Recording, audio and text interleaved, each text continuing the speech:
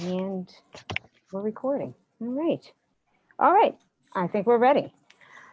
All right. Thank you, everyone, joining the October 20th Old Bridge Board of Education meeting. We'll get ready and we will start.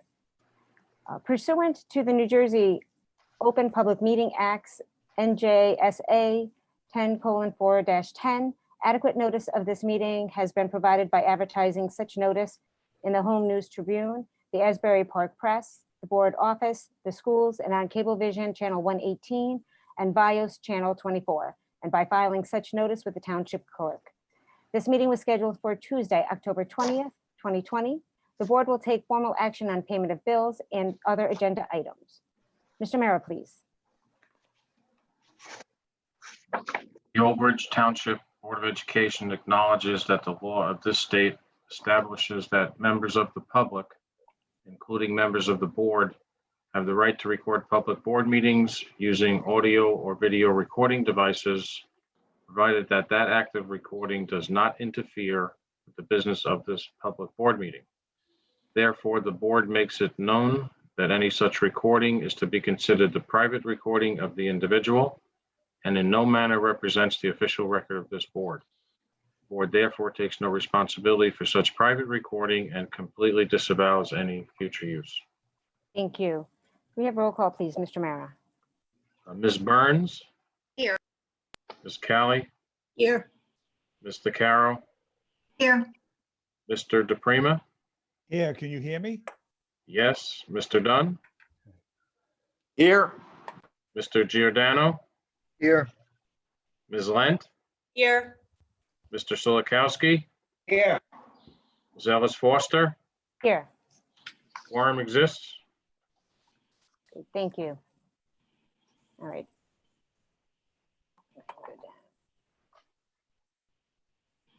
If we can all stand for the pledge, please.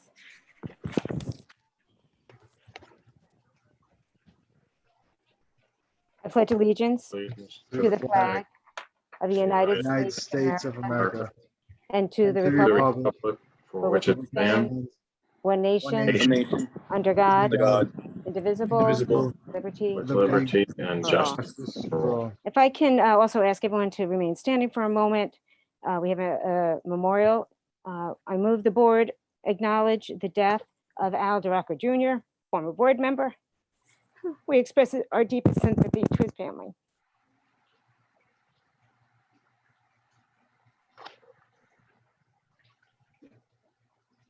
Okay.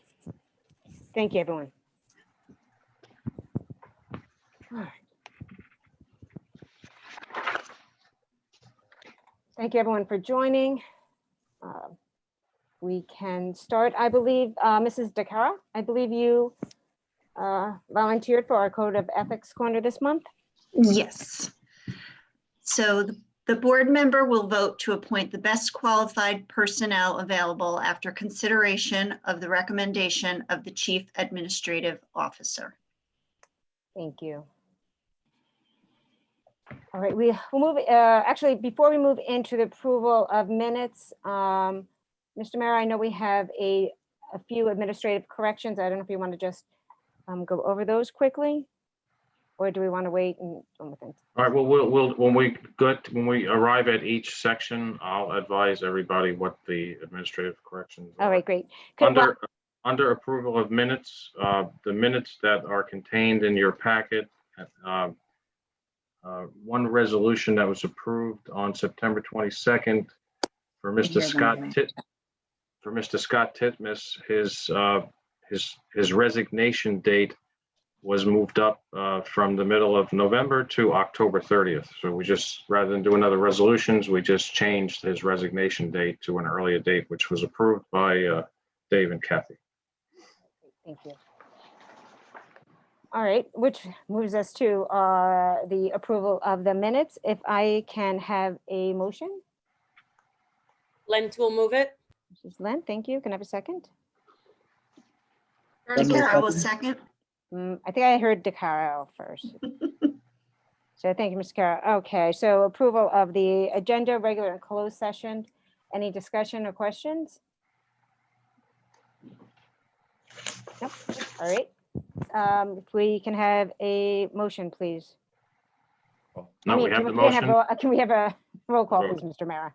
Ms. Burns, Yes. Callie, Yes. Mr. Carroll, Yes. Mr. DePrima, Yes. Mr. Dunn, Yes. Mr. Giordano, Yes. Ms. Lent, Yes. Mr. Solikowski, Yes. Ms. Ellis Foster. Yes. Resolution 1 passes. Great, thank you. So now we're moving on to one of our two favorite topics. One, we're going to hear from our student representative, Dan Renda. Am I saying it right, Dan? You can correct me. If you It's can, Rita. Rita, thank you. Okay, so Dan, all yours. Please let us know what's going on. Okay, so hi to everyone again. As you may know, my name is Daniel Rita, and I'm the high school's 2020 to 2021 school president. Staying strong through this virtual year, we have been making the most of what we can, and just every day reminding ourselves that we're going to get through this. Just a reminder that we are always here if anybody ever needs anything. This week marks our annual club fair, and just with a little twist put onto it this time, we had all of our clubs submit a short video just advising the students of anything that they might want to know, anything like some stuff that they do throughout the year. And it just allows the students to know more about any specific clubs that they've been interested in joining. So many people, I've talked to a bunch of my friends who are in charge of these clubs. So many people are joining, and it's really nice to see everybody's getting really involved throughout this situation. Currently, members of Senate are fundraising in order to make pandemic packs, which are going to be filled with items to bring joy to people who have unfortunately been negatively affected by the situation. And these packs are just a simple but really effective way of showing the community how much we really care and really helps aid in building a stronger bond throughout the community. The Senate board has continued to meet virtually every week on Wednesdays in order to just keep coming up with new events and activities. And this just really helps to bring us together while we're apart. And you can keep up with all the new and exciting events by following us on our Twitter at SenateOB if you haven't already. And as always, we got this, Old Bridge, and we got you. Fantastic. Thank you, Dan. Thank you. If you want, you can hang out and watch us, but if you have other things to go, we certainly will not be offended if you have to log off. So, but we're so glad you were able to connect with you this week. All right, moving on. We have another good fun topic is our recognition. So Mr. Citadino. Thank you, Madam President.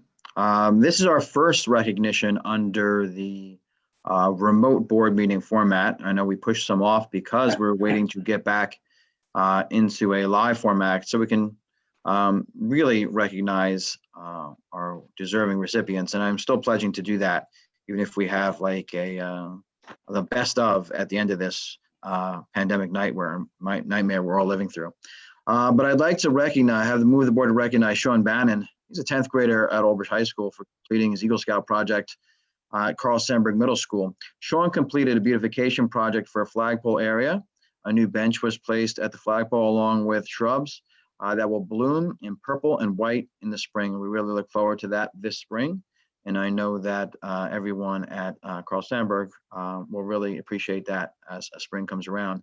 And thank you for the patriotism to really taking the time to beautify our flagpole area. So thank you to Sean, the Scouts, who are always great supporters of our district, and we try to support them in turn, both Boy Scouts and Girl Scouts. So thank you to everyone involved. And to Sean at home, congratulations. And we will be sending a recognition to you as well.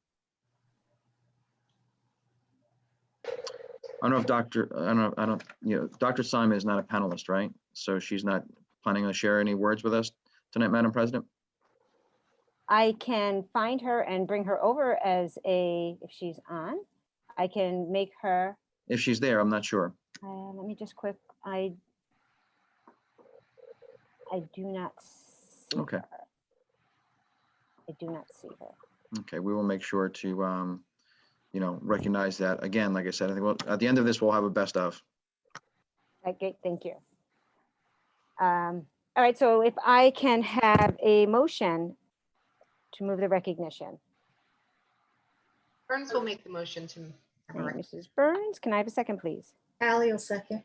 Mrs. Kelly. So I just want to, give a shout out. I mean, I feel this is my typical spiel when I see an Eagle Scout or a Gold Award winner, because my son earned the Eagle Scout. I know the work it goes into it. I know it's not just the Scout, it's their family, it's their troop. It's a big community effort, a great learning skill, plus the number of badges that a Scout needs to earn before they even are eligible for that. So congratulations, Sean. And that you're a 10th grader and already earning your Eagle Scout is even more impressive. So congratulations. Anyone else before we move? Yes. Congratulations, Sean. Just want to say congratulations. Great job. Go ahead, Sal. Oh, yes. I was going to say, I am also an Eagle Scout, and I know it takes a lot of work. It's a lot of paperwork. In fact, the paperwork and the preparation and all the things you need to prepare for the project is longer than the project itself. So I know what it takes to get this done, and the project looks great. And good luck on your board of review when it comes. Thank you.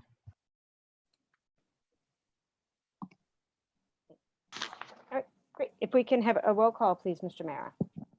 Ms. Burns, Yes. Ms. Kelly, Yes. Mr. Carroll, Yes. Mr. DePrima, Mr. DePrima, Yes. Mr. Dunn, Yes. Mr. Giordano, Yes. Ms. Lent, Yes.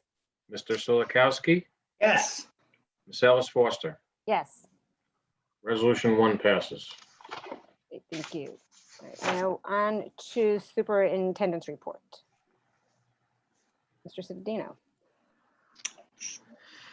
Yes, thank you again, Madam President. Before I begin my report, I do want to say that if we have any of the Scoutmasters listening, I do have a project idea if any Scouts are looking for an Eagle Scout project that would benefit our community. I know they've reached out to me in the past, so just reach out to me and we can discuss it if we're looking for a project for a Scout. So again, thank you. Well, yesterday marked our 4th day of hybrid in-school learning for our students. We're very excited. I know that this initiative, again, slowly bringing back our students and testing the bridge, as we've given the analogy, has really allowed us to work within our practices and our protocols. I know that Daisy and I have made it out to every classroom that's open thus so far, except for maybe the high school. But we were excited to see it. By the end of the week, we'll have 900 students will have been in our classrooms learning in person. And this couldn't be done without the incredible job of our teachers, our paraprofessionals, our secretaries who are always sending out our notifications, our nurses who have really been incredible, our security staff that's really helping out across the district in partnership with Old Bridge Police Department, who always really takes good care of us and protects us. Our maintenance department, transportation has been really going above and beyond. We're not only picking up and transporting our students, but doing meal services as well. With our food service department, I want to thank them.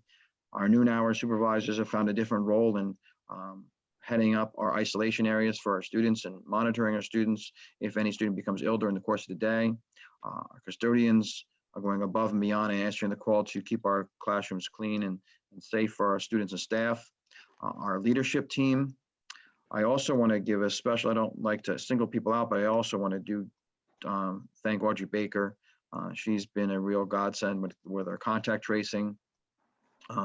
As our schools open and become online, you'll begin to receive notifications of any positive results that have a nexus of impact within the district. We've been very blessed that while we're on remote and any students that have tested positive or have been come in positive contact may have been remote or when we're in the remote process, meaning that their school hasn't opened yet.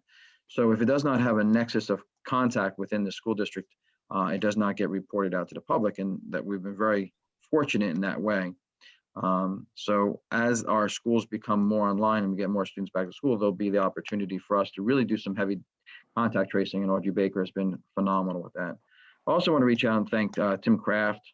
He's been doing a great job providing plexiglass and protective barriers wherever needed. His creativity is amazing.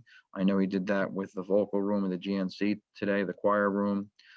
We do have, staff who really could use that, and it was done in a way that was cost effective, but effective nonetheless to protect anyone from COVID.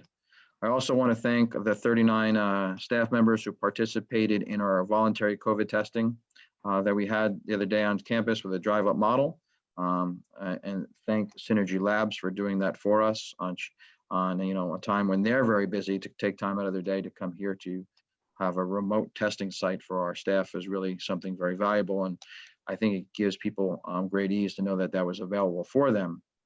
Our reentry and remote task force teams, I want to thank them for all the work that they continue to do.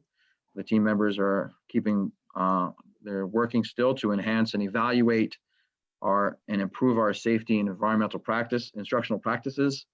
We head toward a time when our schools can return to regular attendance protocols with a watchful and careful eye on the parameters described by the New Jersey Department of Health, as we have to look out for in whether we go forward with our phases in reopening a school, or pause the button, or have to go full remote in the future.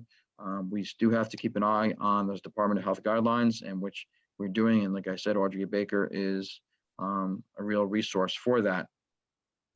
With the second marking period approaching, more surveys will be coming out to our families as we look to examine increasing our cohorts and increasing the school learning days that we have in place. In doing so, as we look at the second marking period, I do want to talk about the, one second, please, the task force. It comes up a lot of questions and people email me. The remote learning team and the reentry task force team, when I presented the information from the Department of Education in the end of June, based upon the weekend updates that were done, I had some direct requests from parents from the public, and then some more requests went out to principals if they had any recommendations or suggestions, or to PTAs directly themselves. And that's where the participants came from. Just Thursday alone, last past Thursday, we had 24 members, including 4 parents participating in reentry team as we reevaluated our first week of students being back in our buildings. And we looked at the weeks ahead, and again, looking at our protocols for a reentry and how to improve upon them and keep students and staff safe. Over the course of when we started with this in the beginnings of July, if you remember back then, we had 30 days to come up with a plan and present it to the public. At the beginning of August, it had to be presented to the public 30 days before school opening. Since that time, we've had 11 K-12 parents as part of that process. And we are truly appreciative of their time and volunteerism. Our meetings sometimes are short as an hour, but sometimes as long as 2 hours. And sometimes we meet twice a week. So it really takes up a lot of time from them. So I want to thank them.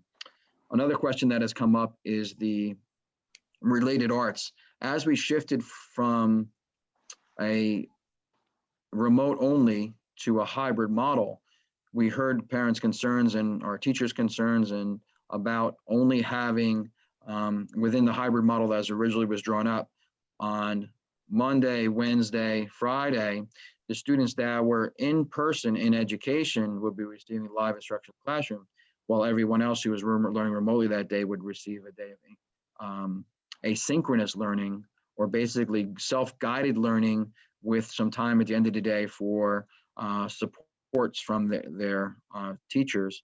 And everyone had become so accustomed to those live instructional points during the day. When we shifted it, we wanted to make sure that it provided, again, daily live instruction with your peers when you're at home, even if you're learning remotely. And then when we talked to the teachers and surveyed them, it became a concern that they would be reteaching the same things over and over again to different cohorts. So it would benefit them if they could have everyone on the same page at the same time. So our related arts teacher now, as we move into the hybrid, will be providing live in-person instruction and asynchronous instruction. The reason for this is due to COVID. The teachers, they're assigned to schools and they're not traveling. So normally when we don't have COVID, the teachers, related arts teachers, travel between multiple schools and they serve multiple groups in person. The students they serve, they're not physically present in the school.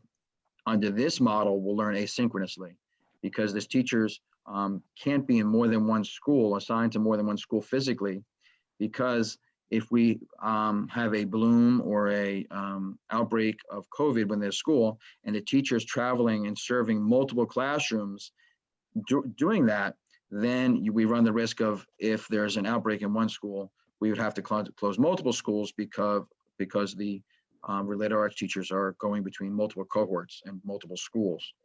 So in doing so, if this teacher is, the related arts teacher is physically in one school, those students will receive the related arts live in the classroom.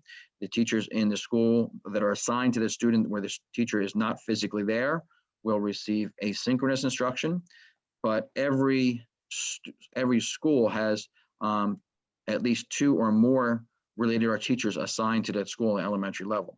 So there are at least 2 teachers in each school to provide live instruction at some point throughout the course of this year. And the ones, again, like I said, who are assigned outside the school receive the asynchronous instruction. We also have done an update on our student engagement report and taken the data from not only our attendance, but our use of Envisions, IXL, and Newsella that our students are using to learn online with the supports of their classroom teachers. So we just wanted to give you a little glimpse of that engagement report. I asked Dr. Tui to walk us briefly through that. And I know that our Madam President will do a screen share for us on this engagement report. Now, at the end of that report, we'll conclude my superintendent's report and our progress towards goals. So I thank our board and I thank the public for what, again, our first report having students in the school, and understandably a lengthy one. So thank you very much. Dr. Tui, can you see? I believe I'm sharing. Can you see? Yes, no, Okay. this is perfect. Thank you. Thank you, Mr. Sedino. What I'm going to present are just some data points that we've collected over the course of the past few days to highlight the student engagement over the course of the first couple of weeks of school. So on the first slide, you'll see is the attendance report for the entire district, K through the high school. And there's 2 numbers, comparison numbers for you. The first presentation was from 9/8/17, and the second was, through September 18. And the second point is from the first day of school, which was September 8th, through this past Friday, which was October 16th. So if you look at the high school, the attendance has actually risen by approximately 1%, where you had approximately 110 students on a daily average absence the first week and a half of school, and we're down to 80. I would give that credit to not only the high school administration, but the excellent guidance staff we have up there making contact with our students to make sure that they are engaged in their lessons on a daily fashion. On the middle school level, it was at a solid 99% from our first data point to our second. And then on the elementary level, by looking at each elementary school, it was at 97%. While we did the total number of students who were absent per day has gone down slightly. We have had some transfers and some students who have moved out of district. So that number is remaining strong at 97% for the attendance rate. So 97% at the high school, 99% at the middle school, and 97% at the elementary school for overall attendance through October 16th of this year. There are 4 specific programs that we highlighted and show that the online student engagement has been strong so far this year. The first is Microsoft Teams. On average, there's about 8,600 meetings in a given school day district-wide. That number has remained relatively the same over the course of the past month, from approximately September 17th to just this past week. On average, there's about 8,600 meetings per day. Additionally, there are individual messages, calls, and meetings. This not only highlights the teacher-student meetings, but also the staff-to-staff meetings. A lot of our meetings that we would normally have in person district-wide have turned to Microsoft Teams, and the platform has been excellent.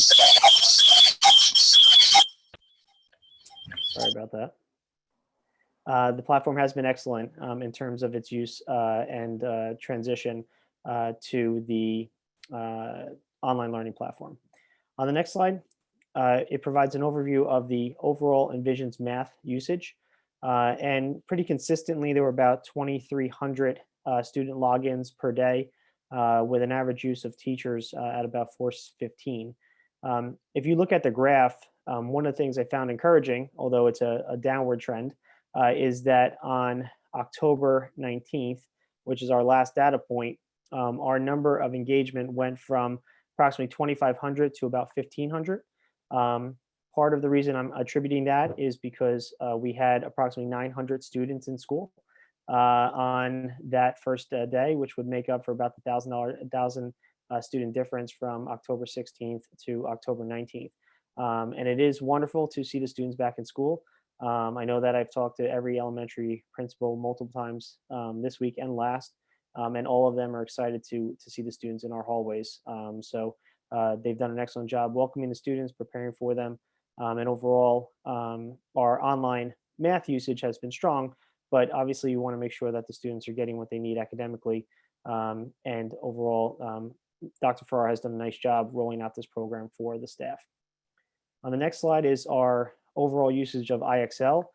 This is a supplementary program to the Envisions program. We also have IXL for English language arts and for science, grades 2 through 5. Overall, our students are continuing to master and show proficiency in all of the practices. On average, over the course of the year, there was approximately 11,000 hours used during the course of the school day, and approximately 3,000 hours used over the course of at home and over the weekends. And kudos to Mr. Rezes, the administrative staff at Jonas Salk Middle School, and the staff over there, who are far and away the most proficient users of the program for the students in their building. On this slide, you see the percentage of teachers who are engaged in their respective buildings. 5 of the buildings, including the EMGNC and 4 other buildings, have 100% teacher engagement.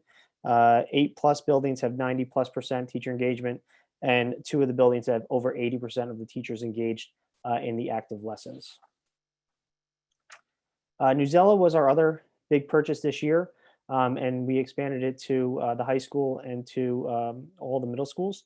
Newsela not only provides an active ELA program, but is also our core element of social studies, and provides excellent resources for elementary, middle, and high school staff to provide core learning activities and concrete lessons for the students in their charge on the social studies department. Overall, there's been 164 teachers who have actively been using the program. 55% of those teachers are at the secondary level. There's approximately 3,500 active students in the district. Of those, 62% are active on the secondary level. And on the next slide, on the final slide, you see the active use over the course of the week. Again, overall, each of these programs, while they are just a singular data point, and their usage does show that our students and teachers are actively engaged in online learning, which is something we're very proud of as we started the school year. Please note, obviously, they are just data points, and obviously, as students continue to come back to the buildings, we'll be excited to see how these programs are utilized, both by the students in the buildings and continue to be utilized on the remote days. Thank you. Thank you, Dr. Tilley, and thank you, Mr. Cittadino. I'm going to assume you also included any progress towards goals. Mr. Mara, are there any correspondences? No correspondence, Ms. Ellis Foster. And we do not have any special committee reports this time that I know of. Now we will open it up. This is our first opening for hearing of the residents for agenda items only. So just a reminder for those who are new to the meetings, this portion is just for anything that's on the agenda. General open items, we will have that at the end. So let me just, if you have a question or comment about an agenda item, if you are on Zoom, if you can just raise the hand icon. If you're on the phone, if you hit *9, and I can unmute you.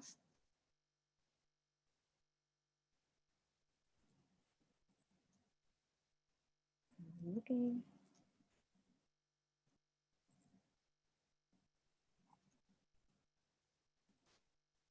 All right, I do not see anyone at this point raising their hand or asking to be unmuted, so we will close this portion of the hearing of residents, and we will move on to the agenda. We have our first reading for our policy change. This one, as we mentioned, the agenda meeting is just some modifications to our committee structure. And we will vote on that in November's meeting. So next we will move to curriculum and professional development 1 through 3. If I can have a motion, please. Lent will move it. Thanks, Mrs. Lent. Can I have a second? Burns will second. Thank you, Mrs. Burns. Any questions or comments? Seeing none, if we can have a roll call, please, Mr. Mara. Mr. DePrima, Yes. Mr. Dunn, Yes. Mr. Giordano, Yes. Ms. Lent, Yes. Mr. Solikowski, Yes. Ms. Burns, Yes. Ms. Callie, Yes. Mr. Carroll, Yes. Ms. Ellis Foster. Yes, Resolutions 1 through 3 pass. thank you. We have nothing in athletics. So we're down to finance, 1 through 16. If I can have a motion. Callie will move. Mrs. Callie, thank you. Can I have a second? DeCaro, second. I was close. Sorry. I think Lent said it's first, but then Dakara rushed on in, but I'm gonna give it to Okay. I'm gonna give it to Lent, second. Tried to cut. Okay, so we have our 16. Any questions, comments?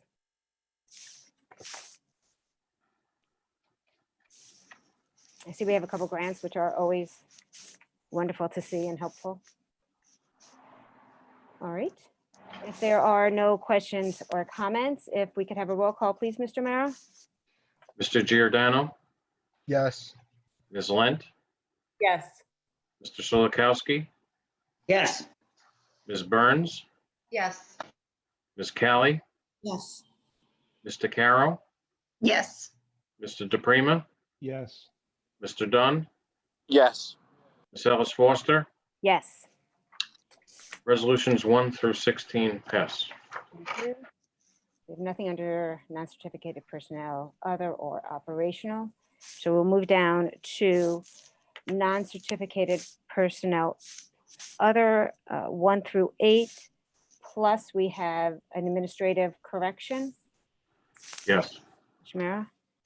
Yes, item number 7, it's on page 10. Or resolution number 7 on page 10, item VV, Shelley Avola is being administratively removed.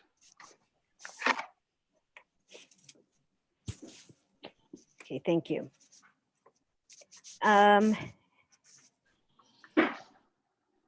If I can have a motion before I hand it over to Mr. Sokolowski. Lent, thank you, I heard that. And can I have a Karen will second? second. Thank you, Mr. Kara. Jump in there Separating quick. separating one for discussion. Please go ahead, Mr. Sokolowski. I love the pronunciation. Okay, we have quite a few retirees, this agenda over here. Margaret Tansola, carpenter, noon hour supervisor with 30 years. What I'm going to do is read them all up at the same time, just so we won't have to interrupt later. Okay. We have Patricia Whitford, Jonas Oak Middle School, mathematics, 18 years. Pamela Herbert, Old Bridge High School nurse.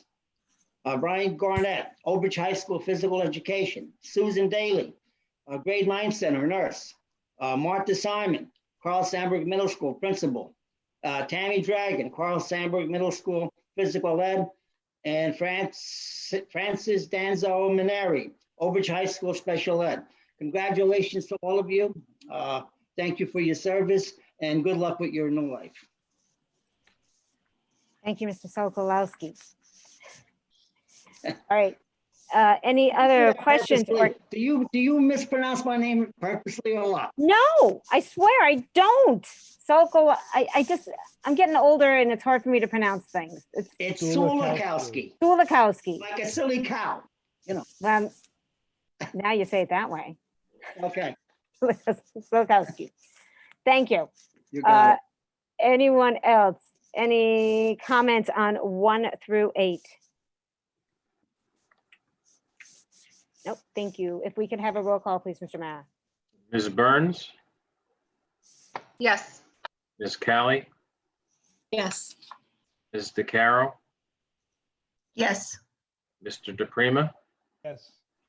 Mr. Dunn, Yes. Mr. Giordano, Yes. Ms. Lent, Yes. Mr. Silikowski, Yes, I forgot to say that there's 213 years total with all the retirees. Again, thank you. Ms. Ellis Foster. Yes, Resolutions 1 through 8 pass. thank you. Moving on to certificated personnel other. No, just plain old certificated personnel, apologies. And 1 through 26 with an administrative corrections. There's 2 of them, I believe. Yes, on resolution number 2 on page 12. on page 12, resolution 2, item number A, Patricia Whitford. Her effective date for retirement is 12/1/2020. And on item number 7 on page 13, there's been a modification to the schedule for a 6th period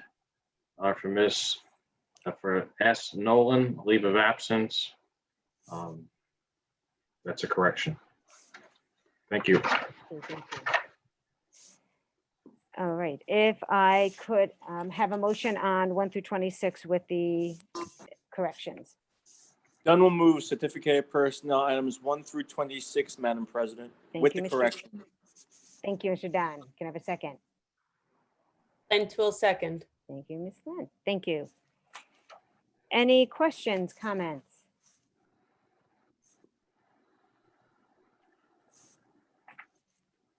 I echo Mr. Silikowski's comments on congratulating everyone. So many people have been here for so long. Congratulations, enjoy it. We will miss you. If nothing else, we can have a roll call, please, Mr. Mara. Ms. DeCaro, Yes. Mr. DePrima, Yes. Mr. Dunn, Yes. Mr. Giordano, Yes. Ms. Lent, Yes. Mr. Silikowski, Yes, Ms. Burns, Yes. Ms. Callie, Ms. Callie, Sorry. Yeah. Yes. Ms. Ellis Foster, Yes. Resolutions 1 through 26 pass. Thank you. Moving on to non-certificated personnel transportation, 1 through 3. If I could have a motion, please. Callie will move. Thank you, Mrs. Callie. Can I have a second? Carol, a second. Mrs. Lent? Need to work that out. I wait too. I wait for you to jump in.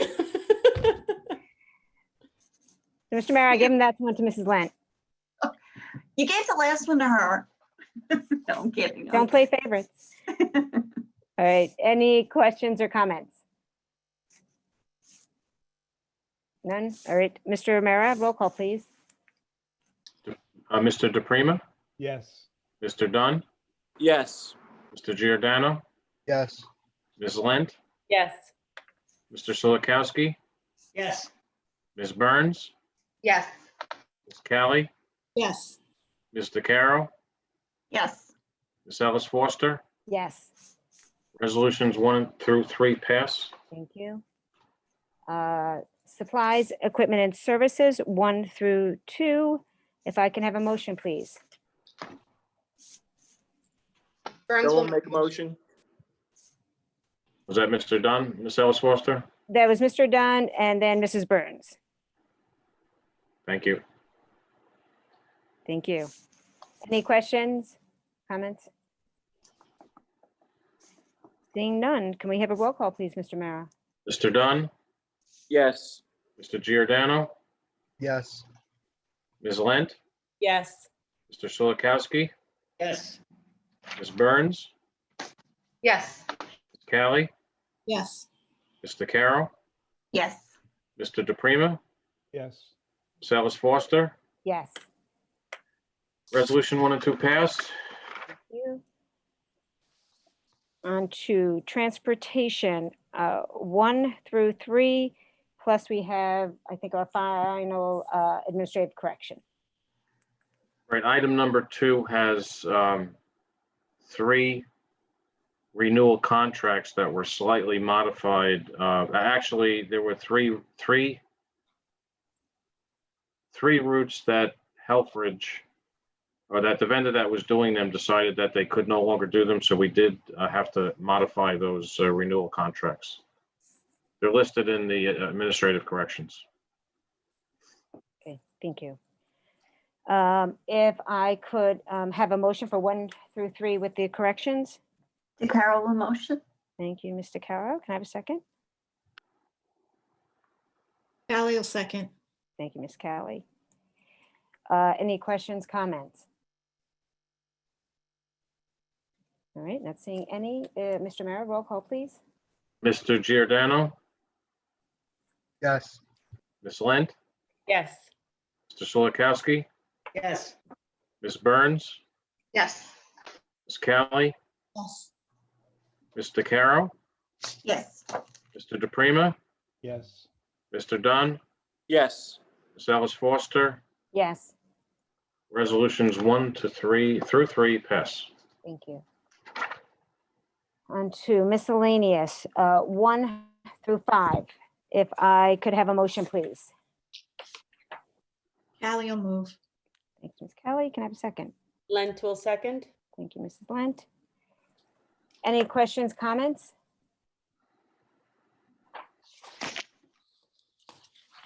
No?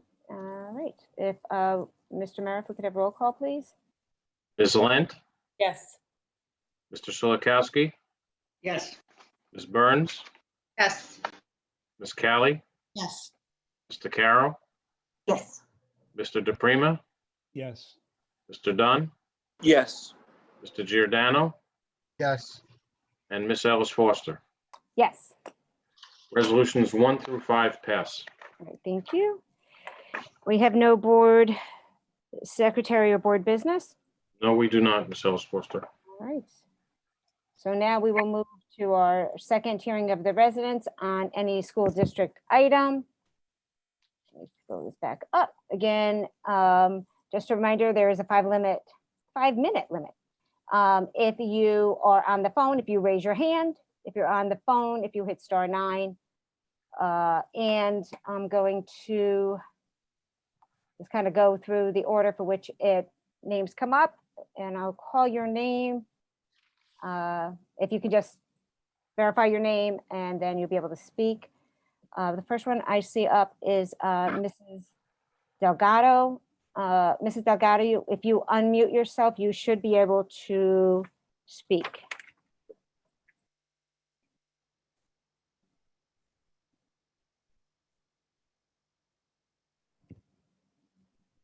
Mrs. Delgado, I don't know if you can unmute yourself. I cannot unmute you.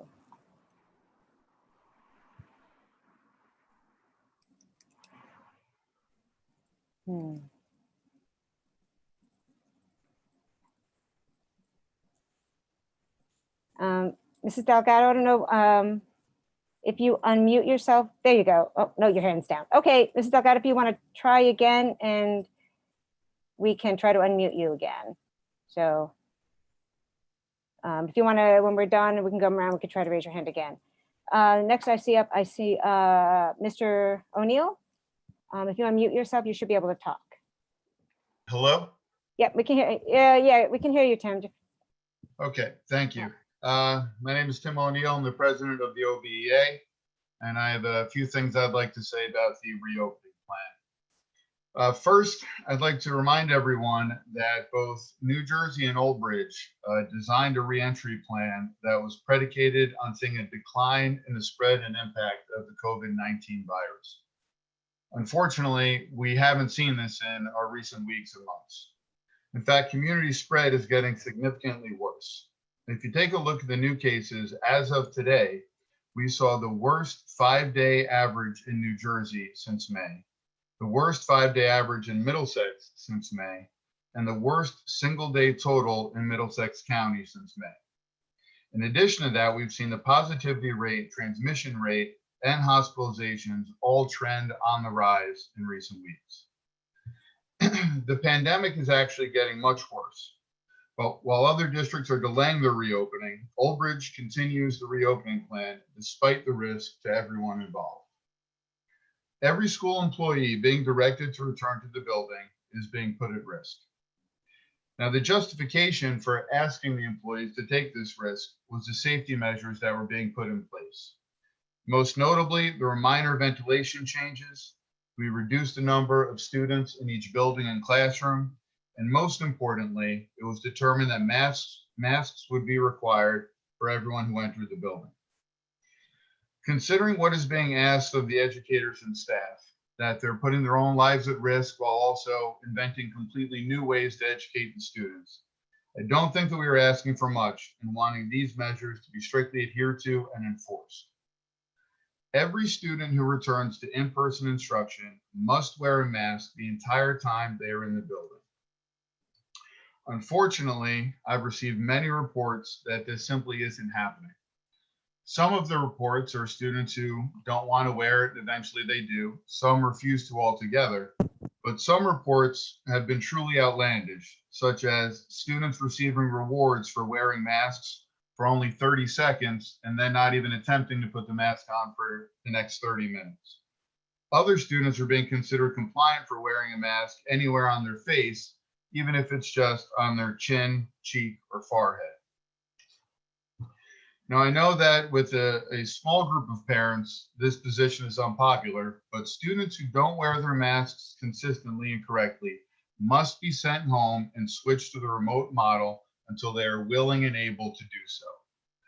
Failure to enforce this disregards the state guidelines, the district plan as designed by the task force, and creates an unsafe environment for everyone in the building.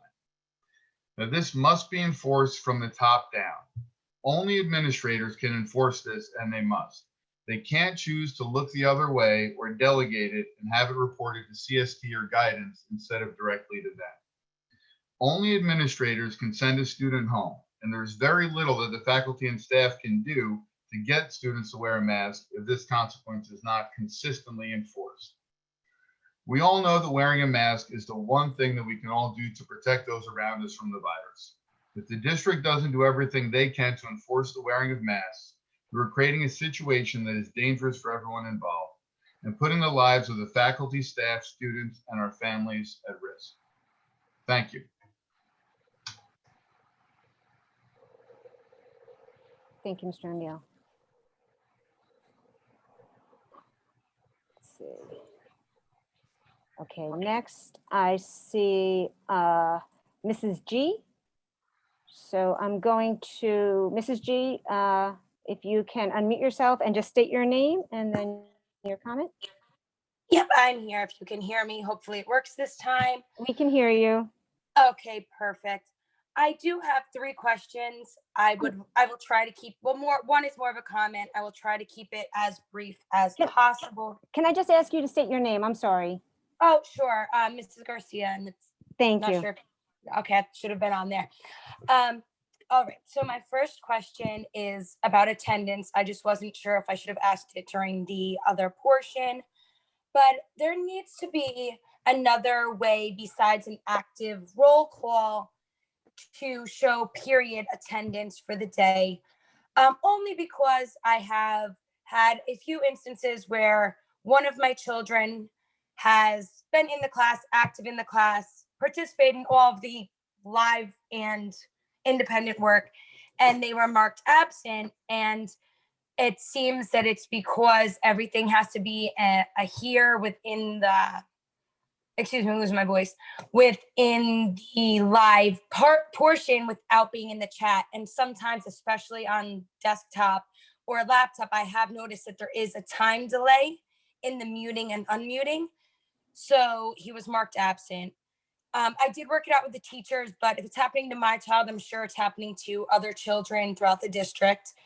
So an in-chat roll call, I feel, should be just as sufficient and should be implemented if possible. So that was more of a statement. My second is, are the meetings recorded for lack of a better term, quality assurance?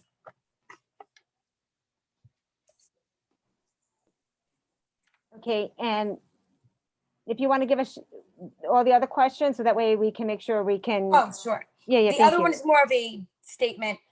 I'm not sure how we can reach the tech department outside of business hours.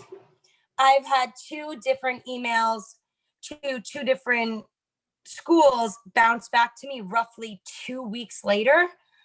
And it's not due to my email server. I spoke with the provider. It seems that the district is rejecting it from the error message because it's generated through, I guess, the provider, or I'm trying to see the exact wording here, that it was created automatically by mail delivery software, which is why it was rejected. I don't know how I can reach this out or get it to tech, because obviously my emails are being rejected by the Old Bridge mail system. And that's it.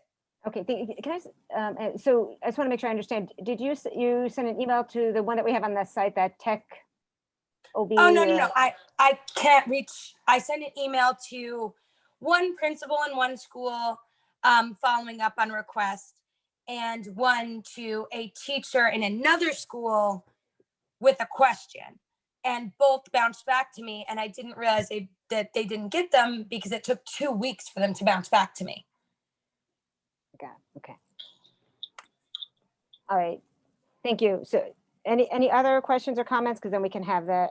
That's it. Now I'm ready to hush my lips. Thank you very much. I'll just take up the attendance one. I know it's something that I'm assuming you're talking about a secondary level student. When you're talking about student attendance between periods. I know that's something the administrative team has worked on, and I would recommend, and like you did a great job reaching out to the teacher. I know the teachers have been very accommodating with the attendance piece.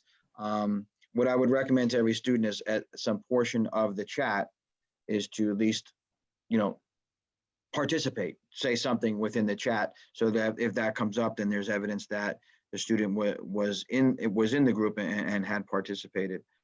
I wasn't sure if you're talking about, are the classes recorded, or you said meetings. I'm not sure what. I'm going to assume it was the classes. And And at that point, the classes are not recorded as part of a permanent record. And then the last question was reaching out. So I have your information now. Let's see, there's Garcia is a popular name. I want to have some way to be able to reach out to you by a phone number. And if you're saying like my email's not even coming back, is kicking back to you. Can you just, can you let her just identify where her child goes to school and grade level, and I can isolate that way, or if she wants to give a first name for a child, then I'll make sure a phone call goes tomorrow to the household.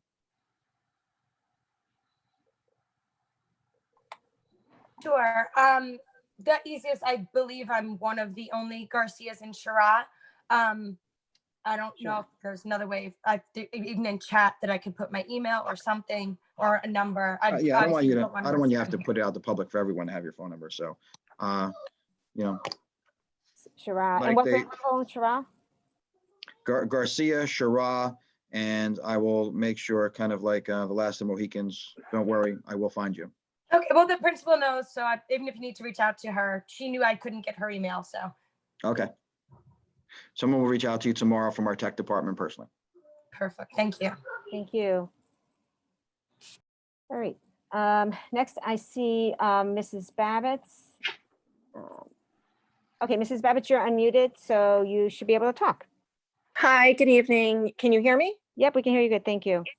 Hi, good evening, everyone. I am addressing this directly to Mr. O'Neill. I hope you're listening, Mr. O'Neill. Perhaps when I'm done, I'm sure you'll have a rebuttal. And I'm hoping you can clarify your comments regarding rewards and masks and children who are not wearing masks. I would like to know specifically what student populations you're referring to. We have many children with disabilities who have varying degrees of disabilities who have challenges wearing masks. Now, to deny them the opportunity to a free and appropriate public education in a school setting would be discriminatory and a violation of IDEA. We could talk about, special education law as a sidebar at some other time, but I do want to address that with you and let you know that I find it incredibly offensive and discriminatory when we're talking about what I would call student shaming to a degree. And I really have a problem with it. In the road back, and I will cite plenty of laws and guidance and all that good stuff. But for now, I'm going to start with the road back, which was the guidance from the NJDOE. We'll start with page 26. Where we talk a little bit about accommodations for students who are unable to wear a face covering should be addressed according to that student's need and in accordance with all applicable laws and regulations.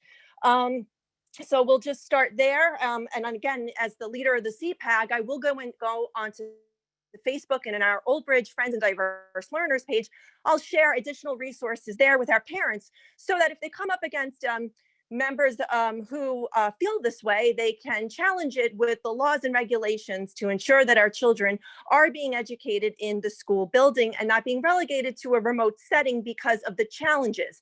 And as an educator, I would hope that you would be someone who is compassionate in understanding and trying to problem solve perhaps with parents and families on ways to address how a child can wear a mask so that they can, go about their day, and maybe coming up with proactive strategies instead of coming up with a solution, if you will, to put them back into remote learning, which it could be a version of seclusion, if you will. So I'll leave it at that, and I look forward to your response. And check out our Facebook page where I will be providing additional sites and codes and all that good stuff. Thank you.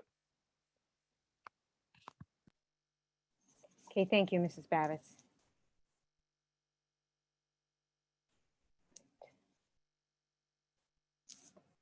All right, let's see. I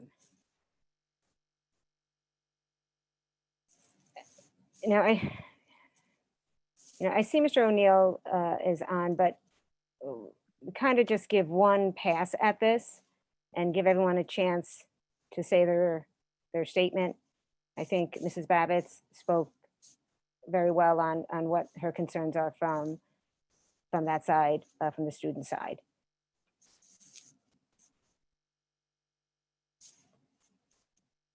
So So Mr. Neal, I apologize, but we did give you your opportunity to speak. So I'm just seeing anybody else have any other comments? I see one person, I see a phone number. Somebody on the phone with ending in 5644. I will unmute you. So if the phone number 5644, if you select *9 and unmute, you should be able to talk. And if you can just state your name.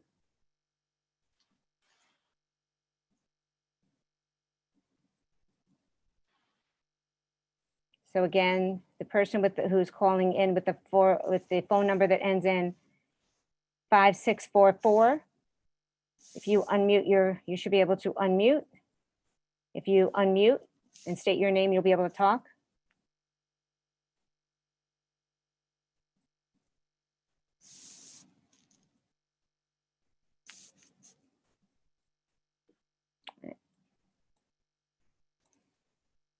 All right, so I'm sorry, the person on the phone.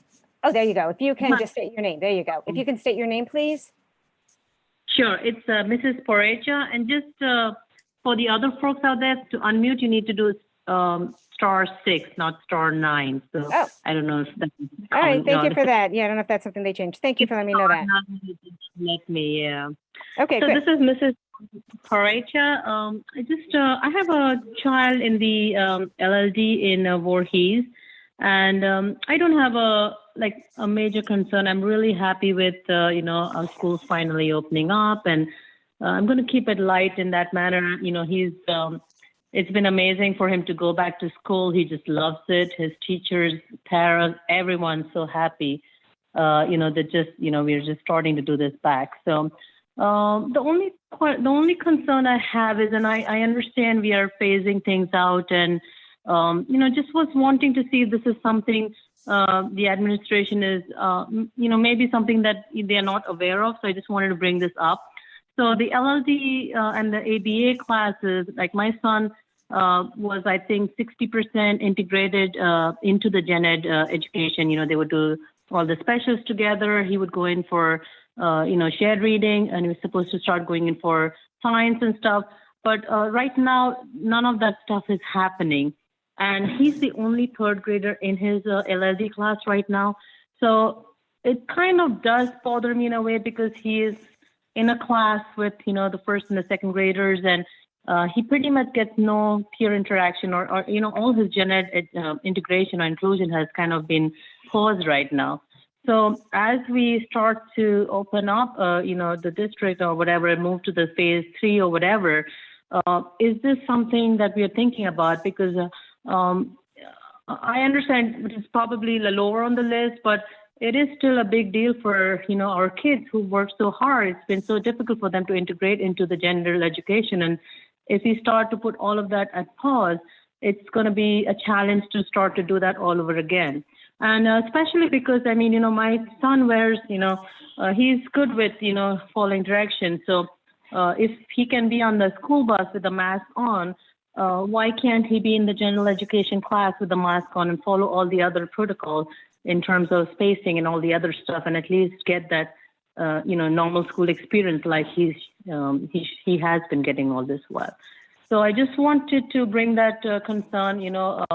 I did send an email out. I did not get any reply back from, I CC'd Dr. Mr. Cittadino, Dr. Tui. I didn't get a reply back, but I just want to make sure that you guys are considering all the other issues, all the other things as well when you're considering to go into the phase 3 in terms of reopening. That's it.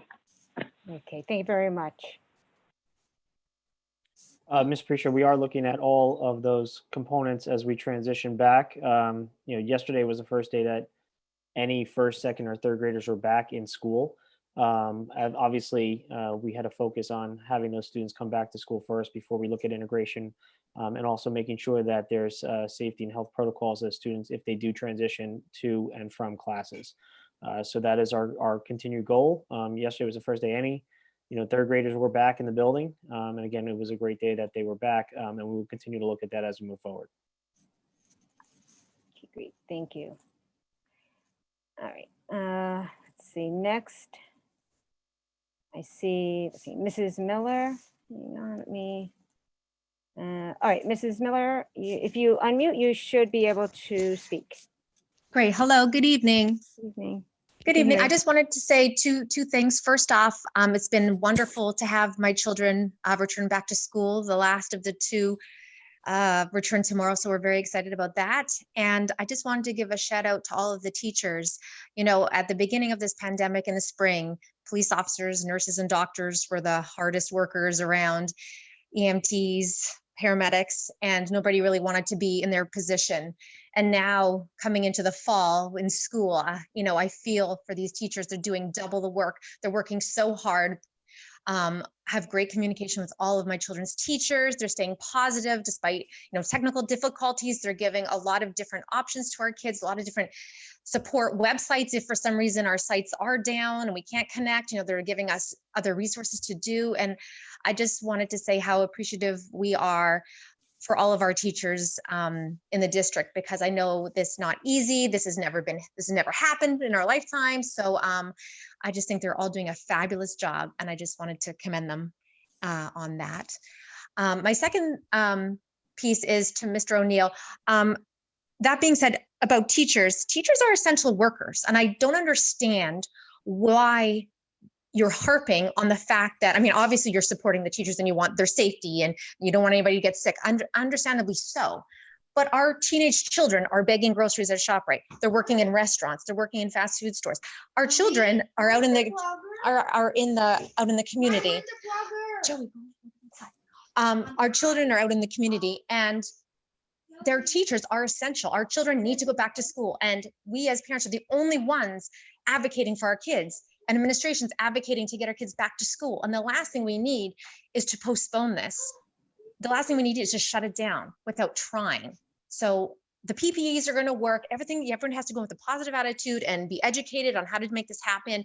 And I know Mr. Cittadino has his head on right. And if for some reason the cases start to go up, he's going to nab it and he's going to shut down where it needs to be. It doesn't have to be a whole wide district shutdown. If we do get a couple cases, you know what, we're probably going to get a couple cases, and it has to be addressed school by school, case by case. It doesn't have to necessarily be everybody goes back to 100% remote unless it's a major, increase. So I just feel like teachers are essential. Our children don't have the voice, so our parents have to be the voice. And I'm really ashamed at his comments tonight. And in the future, I would appreciate if you would quote where you're getting your statistics from, because as we know in the news, depending on what channel you watch, your statistics on the number increases, I need to know where you're getting your information from. And that's it. Thank you very much. Thank you. Thank you, Mrs. Miller.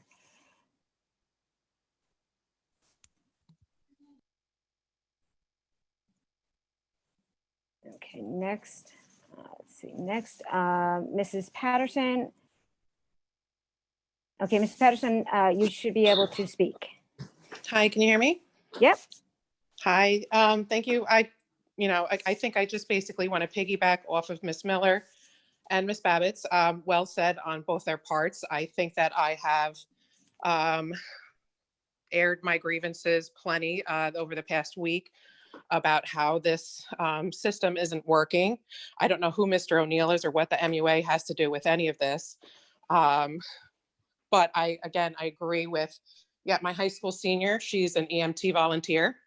My husband's a paramedic and an EMT. He works in a prison. I work in a doctor's. Everybody's essential. Everybody's been working. I don't see why it's any different here. They really are essential. I'm not a school teacher. My daughter, who's stuck home with my son, isn't a school teacher. She's got to focus on her own schoolwork, and she's just at a loss because of all the technical issues that you have at our school. She has to constantly stop and help my son. My son who was a high reader last year and loved school, is very anxious. He's unfocused. He's behind. He's definitely lost what he retained last year. I have expressed this multiple times to his teacher. And again, and just like Ms. Miller said, it's not the teacher. I can tell she's very overwhelmed, and she definitely does have, a ton of work, but there is no hand over hand. There is no one-on-one when it comes to this type of forum. Okay. And I just feel like my son is getting zero education right now because of this lack of person. I mean, without being with one another. And I'm also upset that multiple parents have commented and none of you have addressed any of their concerns or offered any anything to console them, to reassure them. I also put so that's my comment. As far as questions, from what I see, where I don't know where this guy's getting his information. Again, he's from the MUA, why he knows anything about our schools, but didn't you just say there's only been 4 days of school? And that's been like kindergartners, right? Mrs. Patterson, I just want to clarify, he's the OBEA, it's the Okay. the Overage teachers. Okay. Well, again, I mean, I disagree with everything he stands for. I mean, just like every other parent here. I mean, we're talking 4 days of school. We've had special ed kids and kindergartners, maybe one cohort day this week. And he has all these, really judgmental comments to say on this. I just feel like you guys are, as a whole, are not being supportive to the families. But again, I mean, from what I'm seeing, what I'm hearing from the little bit of cohort days, it seems like remote learning is exactly the same in the schools, is it not? I mean, are they just sitting there at computers with headsets, not interacting with people standing around them, even if it's 6 feet away? I mean, is my son, even when he goes there, never going to be able to interact with his teacher and talk because she's teaching somebody's living room while she's teaching her classroom? I mean, I can't figure out how this is supposed to work, or how is this going to benefit any child, especially ones with IEP, which my son doesn't even have. But there's been so many parents that have voiced this all over Facebook, if any of you guys ever follow. But then also, when are these kids supposed to eat lunch? I mean, we had special instructions about how they're allowed to sip water. So they're going to go for the half day of school. They're going to get out at 1:15. They're going to take the bus home with however many kids. And then they eat lunch at 2 o'clock in the afternoon? I'm just curious. So I would appreciate if any of those questions would be answered, or if you can comment on anything the parents have said tonight. Thank you. Okay, thank you.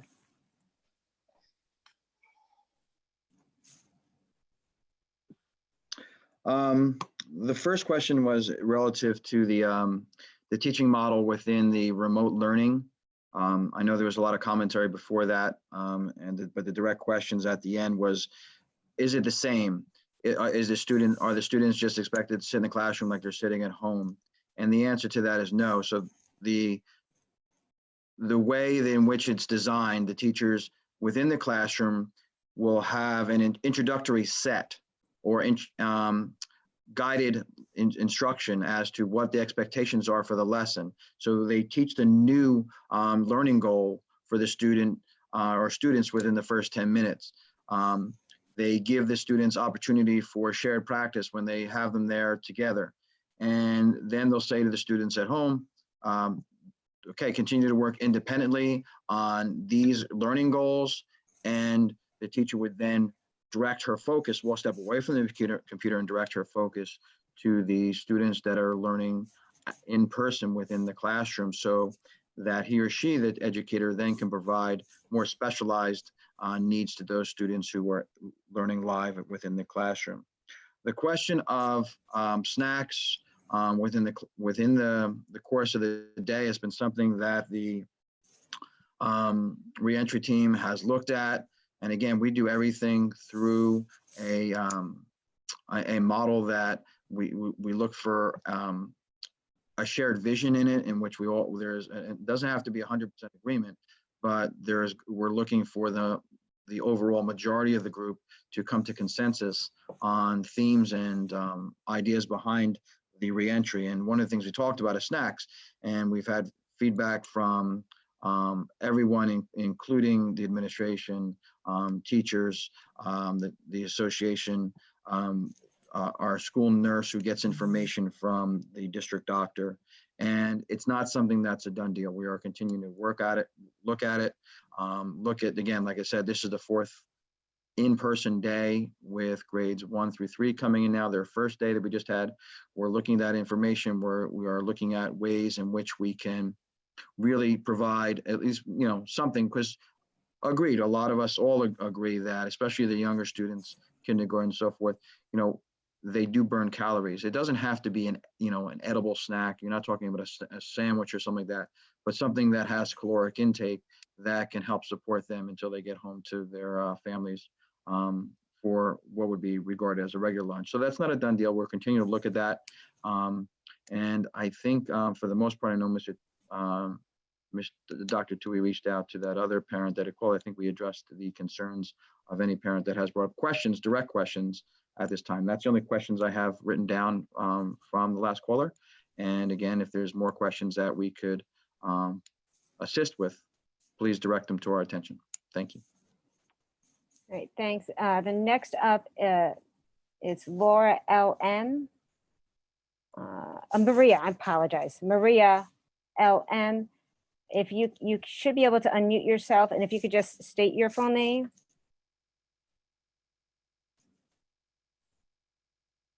Maria?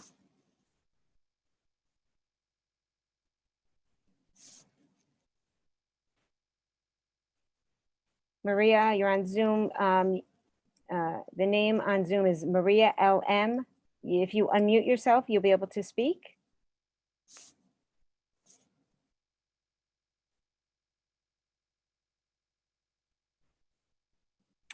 All right, Maria, unfortunately, I cannot unmute you. You'll have to unmute yourself.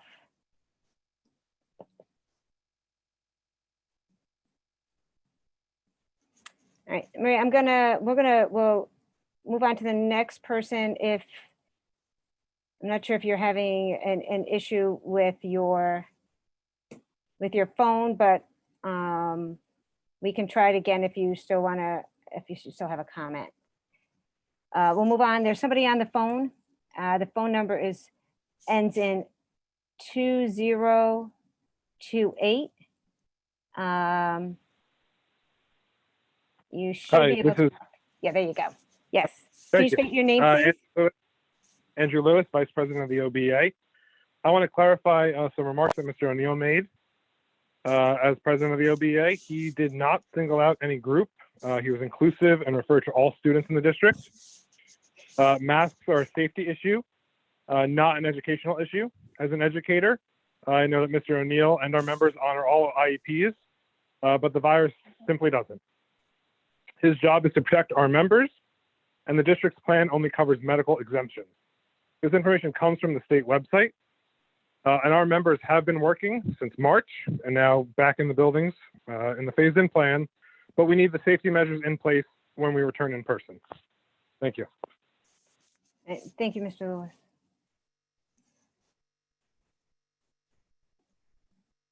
Okay. All right, next is, let's see, where'd you go? OB student. OB student, you should be able to unmute. And if you could just state your name, please.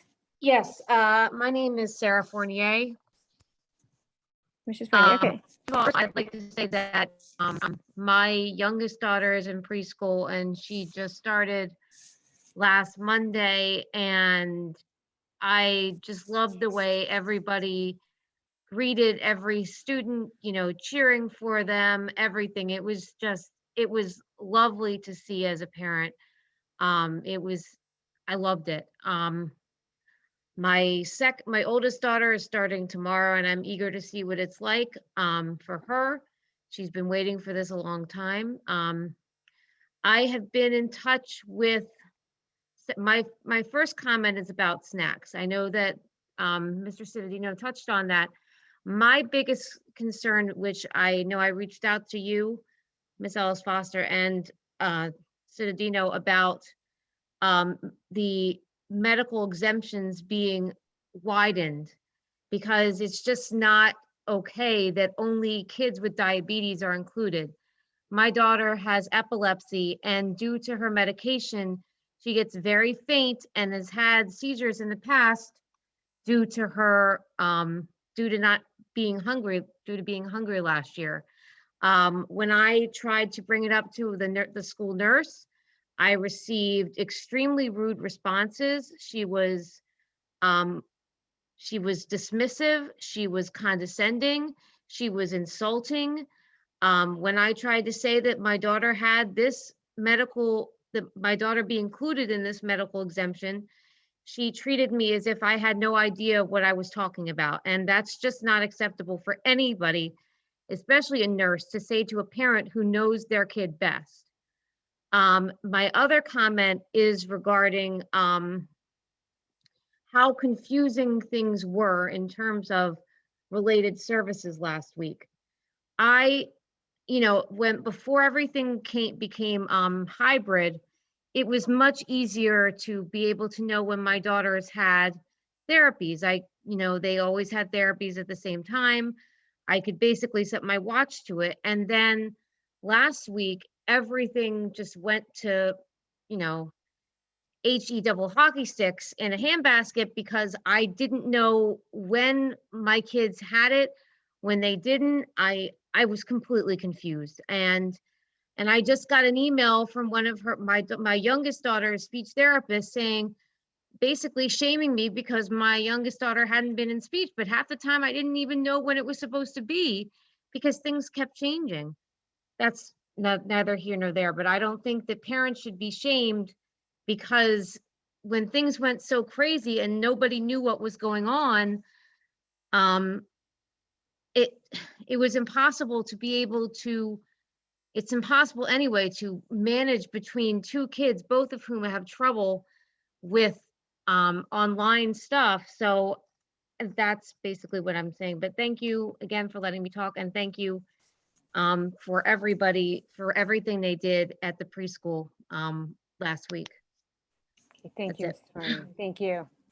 Hello, I'd just like to address real fast, Mrs. Fournier. One, again, the special services, I know that, there's an adjustment that we're all going through. If we keep in mind that our students haven't been in school since March and coming back and, on their fourth day, there's a lot of information and adjustment that has to come through. As far as our staff, I'm grateful for the Glen School staff for giving that rousing response to students coming in. And I know that everyone is working very hard in our classrooms and our teachers and so forth, including our nurses. And no one may be more stressed than anyone in the medical field who has to make decisions and see everyone through these very dark and trying times. So if you walked away from that feeling that anything was less than you would have hoped it would be, then that fault lies with me, and I should have provided better communication to my staff on that. So someone will reach out to you tomorrow, and if we can provide any more information for clarity, I don't know if it's a 504 issue or if it's an additional medical note issue to help justify that situation, we will work towards that and hopefully find some common ground in which we can best serve your children. Thank you.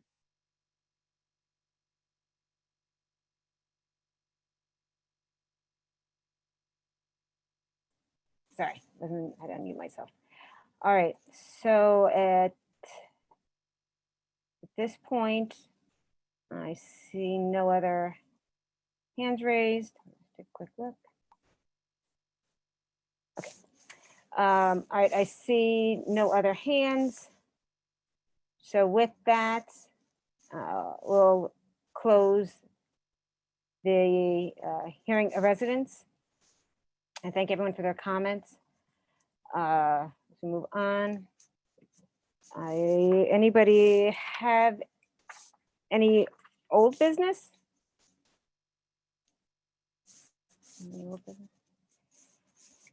Anyone have any new business? I have something about the art high school applications. So this is for 6th through 8th graders. The deadline for submissions is November 15th, and the application can be found on the parent correspondence in the virtual backpack section. Okay. Thank you.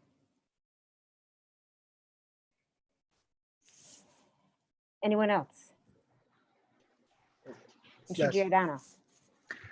Yes, I would like to thank everyone that's helping all the parents go through this, and good job, parents, tonight for raising your concerns.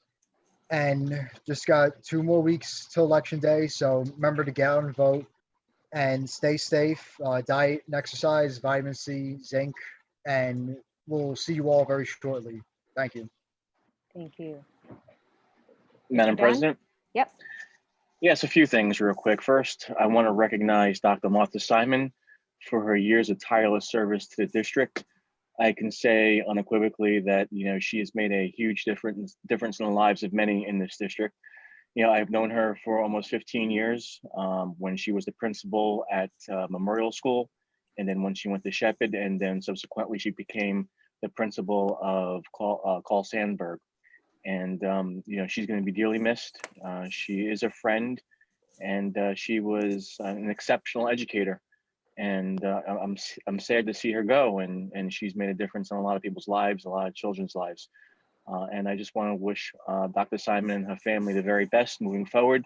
I know her retirement starts in February, and I'm not sure if there'll be some sort of send-off, but I definitely want to be part of it if that happens.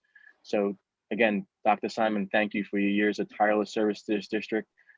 You're indebted to many people, and we appreciate what you've done. Also, I want to applaud all the teachers and educators and staff and everyone who has made the transition back to the classroom a success so far. Obviously, I would love to see more days. I like to see the kids in school more. I'm hoping that we go into the next phase of this program. It's important. I know that, there are, I guess, increases in COVID cases, but there's reasons for that. And I know that, we can argue why and, why not. But that's not what I'm here for. I just want to implore Dave and the administration for getting the kids back. It's very important, if it's only if it's a one day, one cohort. It's important that we get some sort of sense of normalcy back in the lives of these children. Parents, listen, my heart goes out to you guys. I think that you guys have made, a lot of sacrifices for your children and your education. And I wish that this administration and the Board of Education could have done more in the circumstances to give you relief. Many board members are cognizant. I know Dave is cognizant. I know that the administration has worked tirelessly to find avenues. But you know what? I applaud the parents. They have done an exceptional job, especially the elementary school parents who have sacrificed so much to be home with their students and their children to make sure that they're virtually learning. It's a tough task. But there's a lot of people who need to be applauded. And you know what? It's a great day on Monday when we started getting kids back in the classroom, and hopefully we move forward, and the staff has been incredible. I just hope that the Board of Education can start getting together in person as well soon. I hope that can move forward. I think that with this proper safety safeguards put in place, I think we can get together as a group and have the public in virtually. But that's something which we can discuss together. So again, thank you, Dr. Simon. Thank you, all the retirees, for your years of dedication. I think my esteemed colleague, Matt Silikasi, said it was 261 years, I believe he said. And we really appreciate your hard work and everyone's hard work with getting the schools back functioning at some sort of resemblance of normalcy. Thank you. Thank you, Mr. Dunn. Anyone else? I know I already spoke. Can I ask one question? Yes, you may. So we provided 2 masks for every student, correct? As they come in. Did we provide any alternative face shields or something like that? Or are they all consistently expected to wear face masks? I could take that. Go ahead, Doc. So we have purchased about every possible kid PPE that we can find. We've purchased hats from Walmart that have a face shield around it, similar to an umbrella. We've had kids medical masks as opposed to the cloth masks to allow for students to have multiple experience. So some of the students are not good with the texture because they're using the mask maybe to chew on, and the medical masks allow for a different texture for the students to utilize. We have kids face shields. We have adult face shields. We have plexiglass. We have kids plexiglass. We have, as whatever we can find. And if there's a suggestion that has been brought to our attention by a teacher, we have investigated that to the nth degree. So if any teachers are out there and they have another item that they want to look at for their students in their classroom, feel free to email me. And we have looked at every possible PP over the course of the past 6 months to ensure that the students and the staff are safe and healthy.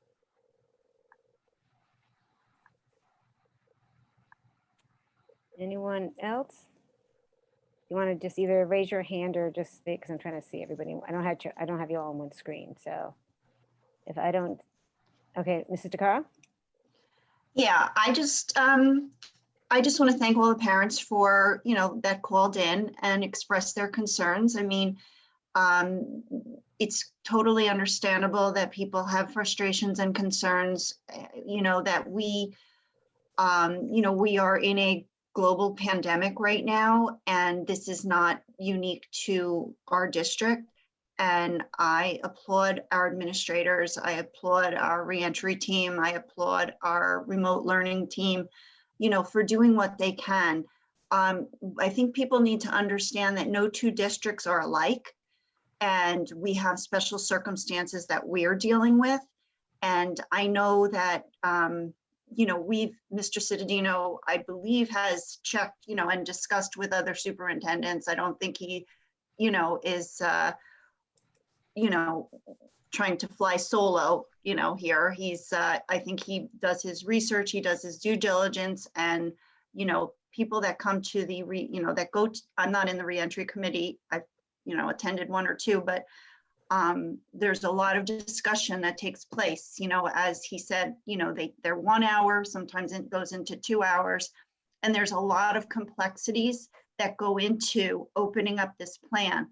And I think I understand the frustrations, but we're back in now. So I think we all need to try to embrace what we're doing, because we're trying to move forward to get people, the kids are in one day, we're getting them all in by November 9th, all the kids are going to be back in for the 1-day cohort. I know that doesn't sound like a lot of time, but as things keep going, and as long as we continue with the masks, continue with the PPE, continue with the proper guidelines that are mandated by the CDC and the Department of Health, as long as we stick to that and we're diligent about it, we can move forward. We can get to a 2-day in-school cohort. We can keep progressing, but we have to stay diligent in our approach. But I do understand the frustrations of the parents.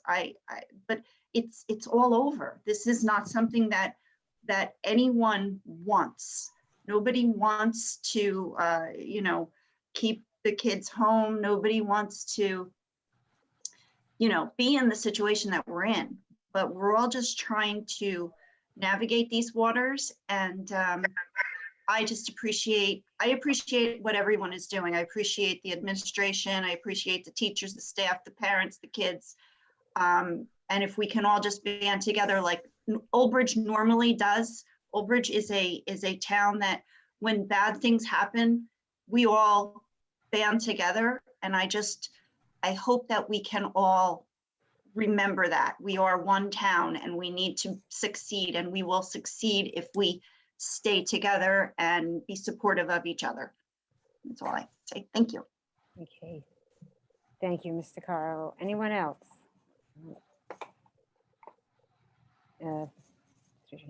Okay. All right. I think we're good.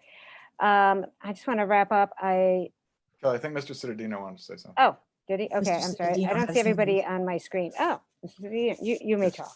Just trying to follow the rules.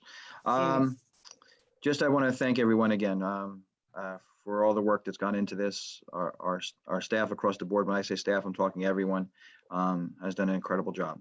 The way it keeps working and why we've been very fortunate thus far is to be conscientious and to report any close contact. If you have a close contact with someone who is positive, make sure you contact your school nurse.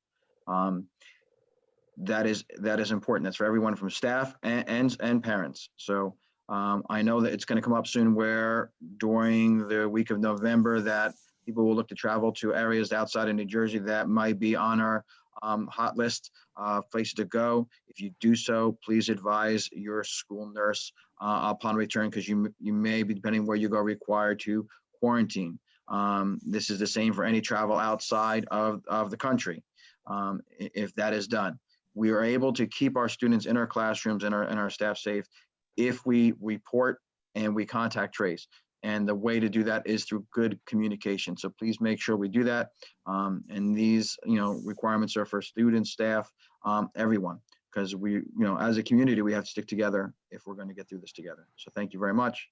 Be safe and have a good night from my end. Okay, thank you, Mr. Cittadino. I just want to address just a few things. One, once again, I want to give a reminder to parents about our night school, Monday through Thursday. The access and all the information is on the district website under the road back page. If you go there, it has the links.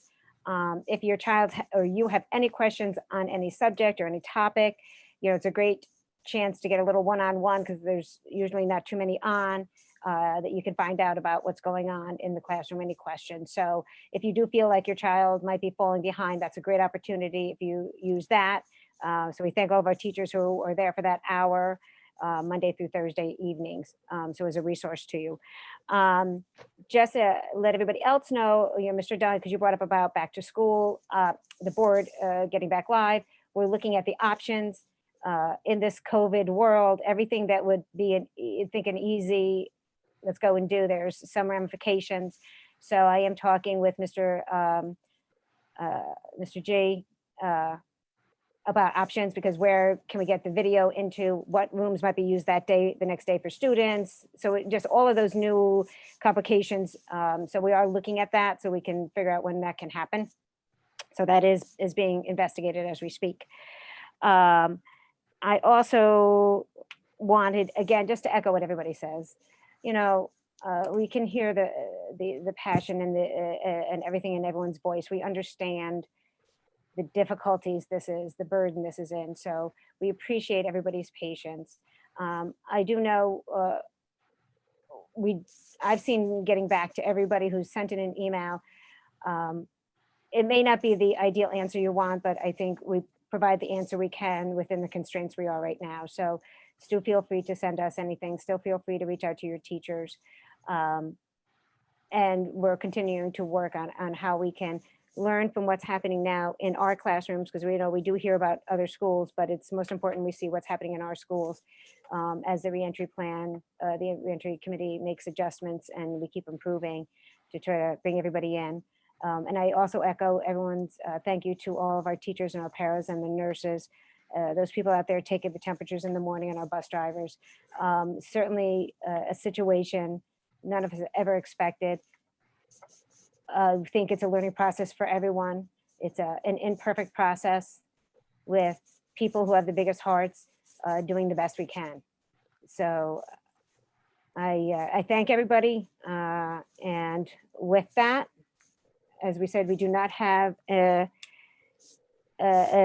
executive session. So if we can have a motion to close the meeting. Just before you do that, I just want to, Ms. Garcia is still listening. We see why the problem exists with your email. It's not the usual like Gmail type thing, so it's being spammed. We've whitelisted your email now, and you should be able to receive email and send email starting tomorrow. All right, well, that was quick. Thank you. Okay, motion to close the meeting, Done. please. Done Mr. will Dunn. make a motion. Burn second. Thank you. Mr. Merrill, please. All in favor? Aye. Aye. Opposed? Abstentions? The meeting's closed at 9:10. Good night, everyone. All right, thank you, everyone. Please stay safe and Very healthy. terrific. Night. Night. Good night, all. Yep.